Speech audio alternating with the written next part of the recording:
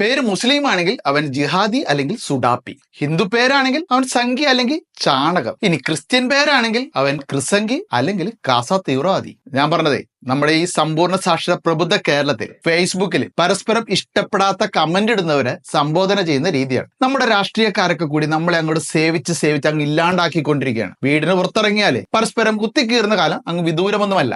ഇനി ഒരു പെൺകുട്ടി പോസ്റ്റ് ചെയ്ത വീഡിയോയോ ഫോട്ടോയോ ആണെങ്കിലോ ഞരമ്പന്മാർ കയറി അങ്ങ് മേയും. ഒരു 35-40 വയസ്സൊക്കെ കഴിഞ്ഞവർക്കാണ് ഇത്തരത്തിലുള്ള അസുഖം കൂടുതലും. ഇത്തരത്തിൽ കമന്റ് ഇടുന്നവരെ ബ്ലോക്ക് ചെയ്യാൻ പോയാൽ നമുക്ക് അതിന് മാത്രമേ നേരമുണ്ടാകൂ. എന്നാൽ നമുക്ക് ഇഷ്ടമല്ലാത്ത ഏതൊരു വാക്ക് ഉപയോഗിച്ചുള്ള കമന്റുകളും ഓട്ടോമാറ്റിക് ആയിട്ട് ഹൈഡ് ആക്കാൻ നമ്മുടെ ഫേസ്ബുക്കിലും ഒരു ഓപ്ഷൻ ഉണ്ട്. അപ്പൊ അതെന്താണെന്ന് അറിയാൻ ഇതുവരെ എന്നെ ഫോളോ ചെയ്തിട്ടുണ്ടെങ്കിൽ ഒന്ന് ഫോളോ ചെയ്തിട്ട് വീഡിയോ ഒന്ന് തുറന്നോളൂ.